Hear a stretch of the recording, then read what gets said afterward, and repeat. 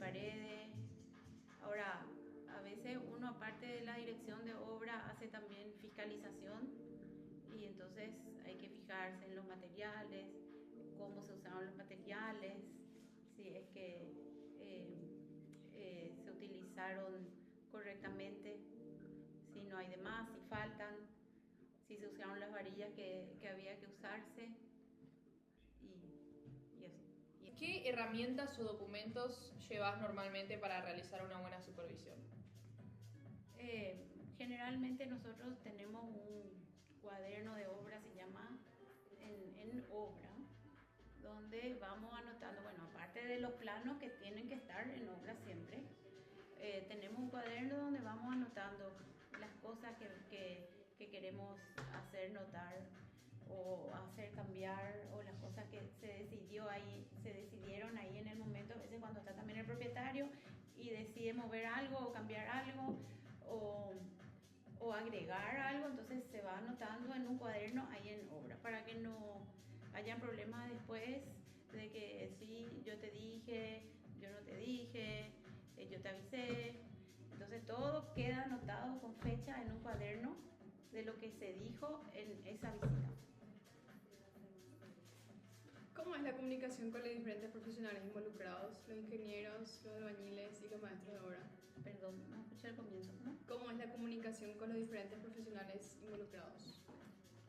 ¿Cómo que cómo es? O sea, ¿De qué? no, por ejemplo, vos con un ingeniero no te vas a comunicar de la misma manera que con un albañil. O sea, ¿cuáles son esas diferencias que por ahí hay? No, sí, yo creo que sí, me comunico igual. Como te digo, todo depende si ese personal está o no a mi cargo. Si es que él es personal del ingeniero, yo no puedo darle ninguna indicación. Yo tengo que comunicarle al ingeniero para que él le comunique. Ok. ¿Qué cualidades cree que debe tener un arquitecto para liderar o coordinar una obra? Y bueno, si me permiten una opinión muy personal, en este país, al menos donde tenemos un personal muy particular, una idiosincrasia muy específica, sobre todo con los hombres que son un poco machistas, les cuesta mucho a ellos reconocer la autoridad de una mujer y acatar las órdenes de una mujer. Entonces hay que saber manejar mucho eso. En la obra generalmente no te quieren mucho hacer caso cuando sos mujer. Bueno, y Eso realmente fue cambiando mucho ya, ¿verdad? Pero yo me acuerdo cuando... Ahora es más leve. ahora es más leve, pero al comienzo sí. A lo mejor también porque yo era más chica y peor aún era más joven que la persona a quien Claro. yo le tenía que dar órdenes o lo que sea, y encima mujer, ¿verdad?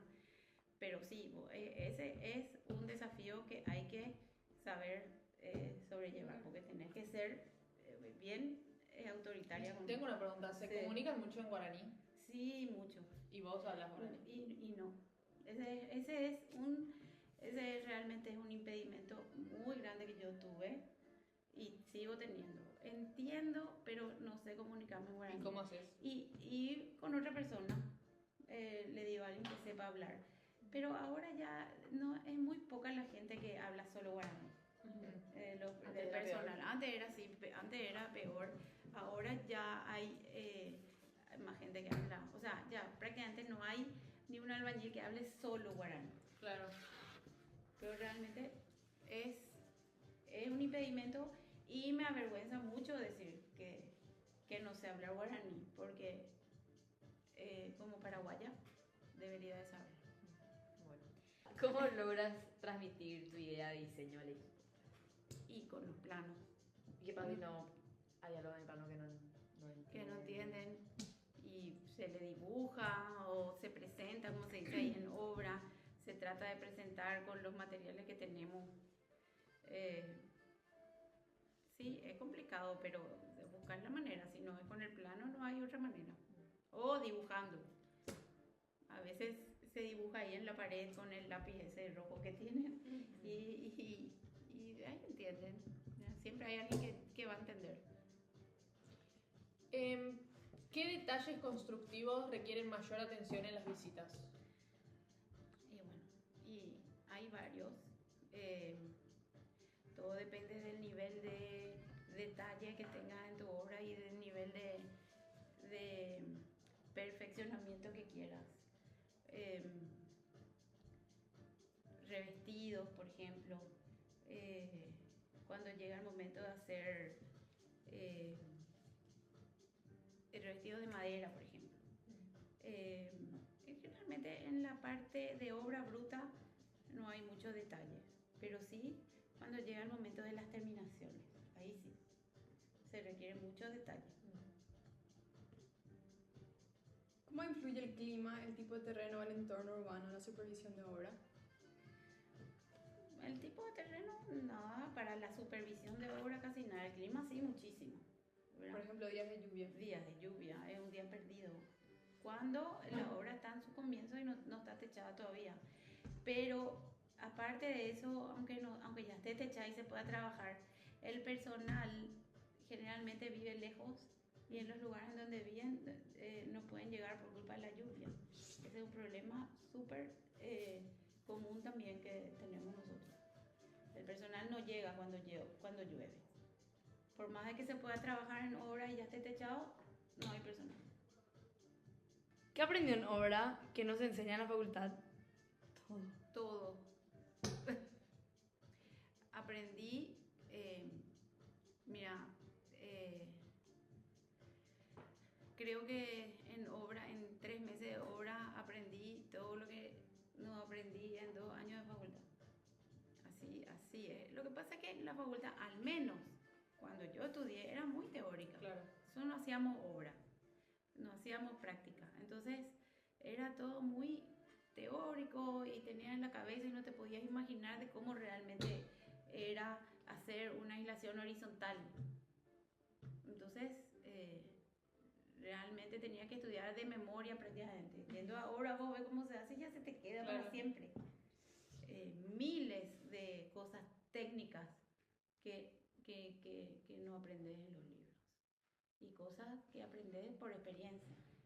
Y los materiales, usaste este una vez, no te funcionó, pero vos en los libros te dicen, este material es para la humedad, pero hay materiales que no funcionan. Entonces vos probás una vez no quiero decir ni marca ni nada, pero probás y no funcionó, lo mismo salió humedad, probás el otro y probás el otro.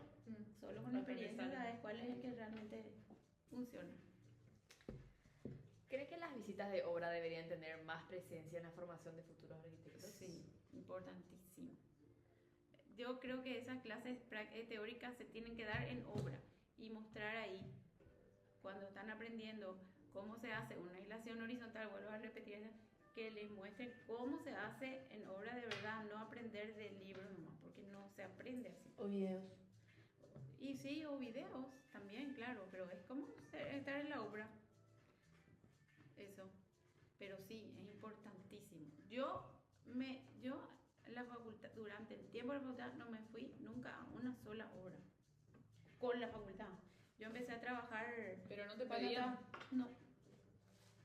Cuando estaba en tercer curso, cuando eso eran 6 años y aparte la tesis, yo empecé a trabajar en segundo curso. En mis 6 años de facultad nunca no fuimos a obra con la facultad. Yo empecé a trabajar en segundo curso en un estudio y ahí me empecé a ir a obra. Pero yo me acuerdo bien que les dije, en un mes de estar acá yo aprendí más de todo el año pasado que hice en la facultad. Y sí, en el trabajo se aprende mucho más que en la... ¿Crees que En la práctica. Claro. ¿Crees que perjudicó eso en tu carrera? Que no te haya sido obra en la facultad. Y no, yo creo que no, porque me puse al día después cuando me pude ir. Ahora, gracias a que pude trabajar temprano y trabajé para alguien, o sea, no es que yo me recibí de la facultad y me puse a hacer obras por mi cuenta, porque ahí no hubiera sabido nada. No hubiera podido luego hacer nada si es que yo no hubiera tenido esa experiencia de trabajar en un estudio y irme a obras con ellos. ¿Entendés? O sea, yo, al menos, saliendo de la facultad después de 6 años, jamás hubiera podido hacer ni un trabajo por mi cuenta, sin esa experiencia de haber trabajado. ¿Qué consejo le darías a un estudiante que realiza su primera visita de obra? Y bueno, y que sea amable con la gente, con los albañiles, que se presente, que sea educada, porque solo así le van a escuchar. Y bueno, que haga lo que tenga que hacer ahí y que nunca dude de hacer un cambio si es que hace falta, porque muchas veces uno tiene miedo de va a salir caro, se van a enojar conmigo, o este no me va a querer, después no me va a hacer caso. No hay que tener miedo de hacer hay que los tener cambios. carácter. Hay que tener muchísimo carácter. Y no hay que tener miedo de echar una pared innecesario, porque eso puede después perjudicar a la vos, obra. y a vos también. Cuando es el momento y se puede echar, que se eche, porque después ya no se va a poder más. ¿Alguna vez te ha pasado que por vergüenza no quisiste corregir algo? Sí, a veces sí. ¿Te sigue pasando? Y no, ya no. Ya no, ¿Por a qué veces, hiciste? O sea, si no le pones. y bueno, capaz eran cosas no tan importantes que iban a incidir tanto en la estructura o algo por el estilo, por eso dejé así.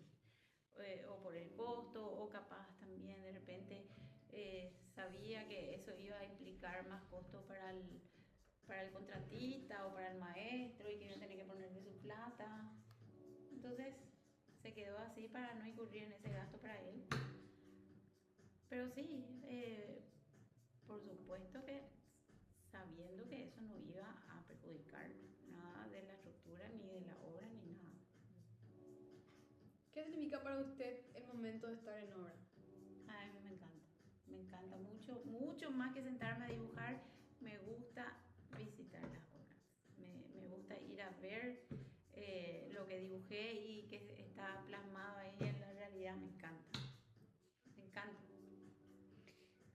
¿Cómo influye esa instancia en el resultado final del proyecto?